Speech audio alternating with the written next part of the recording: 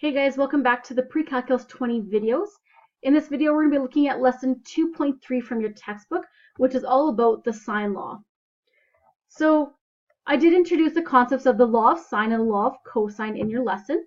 And with this video here, we're going to strictly look at the law of sine. So you can apply the law of sine whenever you have an oblique triangle. So remember, an oblique triangle is essentially just a triangle that does not contain a 90-degree angle or a right angle. So to talk about the law of sine, we're going to first start by drawing just an oblique triangle. And it's going to have vertices A, B, and C. And then we can label their corresponding sides as the lowercase versions. So you have little a, little b, and little c. So according to the sine law, we know that your side A divided by the sine of angle A would be equivalent to your side B divided by the sine of angle B. And we also know that these two ratios are also equal to the side of C divided by the sine of angle C. So here we're saying that all three of these ratios would be equal to one another. So if you were to turn these all into, say, decimal form, if you were to put any values into your calculator, you should get the exact same decimal. So somebody went out and discovered this awesome relationship between the sides and the sine of their angles.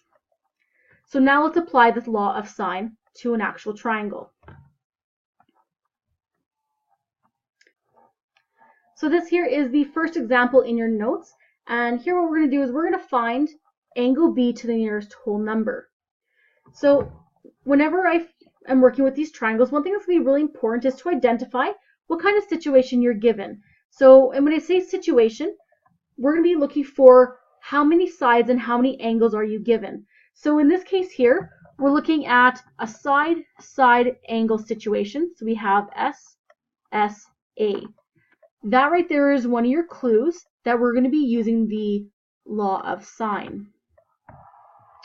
So when you have side angles, one thing that's really important here is that you have to read it that way. When you're going from one number to the next, it has to be kind of what's connected. So here we have side A or side C connected with side B. Then we have angle C. So we have side angle, or we could have angle side. But whenever there's a little break here, there's no side or no angle. We cannot go in that direction, going from the angle 43 to side C. So here we have a side angle situation. So we're going to be using the law of sine. And so what I like to do is, whenever we're using the law of sine, I like to circle my information in terms of the angle and its corresponding side. Because then what you'll notice is that this here is going to be creating a cross.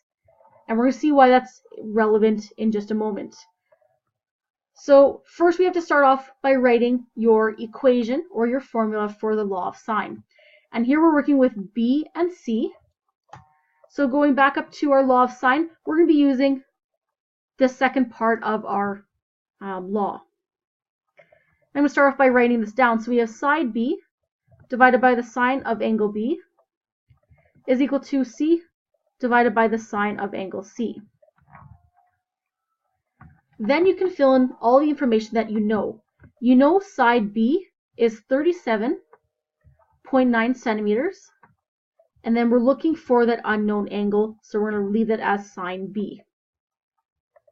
Then we're going to do our second little ratio here. So we have side C, which is 27.2 centimeters. And that's dividing by the sine of angle C, which is 43 degrees. Now what you should notice here is that we have two fractions that are equal to one another, and that right there is what we call a proportion. And whenever we're solving proportions, we solve by using cross multiplication. So let's recap what I said earlier. So remember, when we're circling the information that we're given, this here creates a cross. So you can remember how to solve the law of sine because you're solving using cross multiplication. So to do cross multiplication, you start by drawing an arrow from the top of your first fraction to the bottom of your second fraction, and then the bottom of your first fraction up to the top of your second fraction. So remember, every time we have those red arrows, if they're not disappearing on us here, those always indicate multiplication. So you're going to go 37.9 times sine of 43. And that's equal to sine of b times 27.2. And then just to write that math properly mathematically, we always write the number first and then our variable second. So we're going to write 27.2 times the sine of b.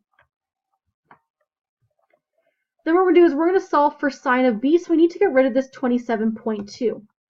And when there's no operation between, say, a number and then your variable, or between two numbers, that always indicates multiplication.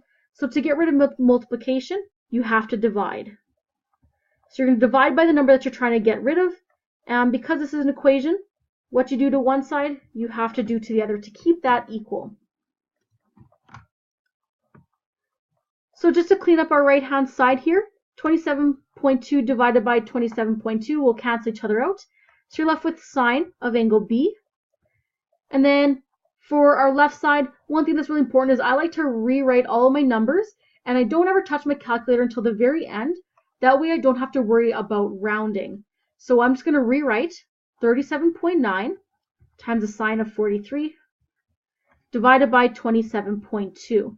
So rewrite that, and then don't use your calculator till the very end. That way you can reduce the amount of errors, usually in terms of rounding and sometimes even just putting into your calculator wrong. So from there, we want to get b all by itself, so we need to get rid of this sine ratio here. So to get rid of sine, you have to do that opposite operation. And the opposite of sine is to do sine inverse. So you're going to take the sine inverse of each side.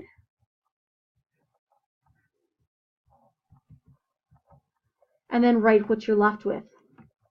So here on our right hand side, sine and sine inverse will cancel each other out, so you're left with b. And then on your left side, you're left with sine inverse of that entire fraction. So you have sine inverse of 37.9 times the sine of 43 degrees divided by 27.2. Now that you have b all by yourself, now you can put this into your calculator. So when you're putting this into your calculator, you need to make sure your calculator is in degrees, and it usually symbolizes degrees by a capital D, or it might even say DEG on your calculator. If you get stuck, if you're not sure how to change your calculator 2 degrees, just come and see me, or just text me on Remind 101. One other thing that's really important is that when we're putting this into our calculators, make sure you put brackets. Where you see my big brackets in this example here, that's where your brackets need to go in your calculator. You also have to be very careful, depending on what type of calculator you have. You might need to put your numbers in first, then push sine inverse, or you might have to put sine inverse and then your numbers. So you have to know your calculator, okay? So when you put that into your calculator, remember we're going to the nearest whole number. We should find that our angle is 72 degrees. And one last little point before we're all done here, make sure you put your units, because as I've said in class, if there's no units, that could actually indicate radians, which is something you guys will learn about in Pre-Calculus 30. So really important, you need to include your units when you're giving the angle size. So now that we found angle B, this means that you're all done your question, and then you guys are ready to do some homework. So thank you guys so much for watching. If you guys have any questions, just make sure to come see me in class or text me on Remind 101.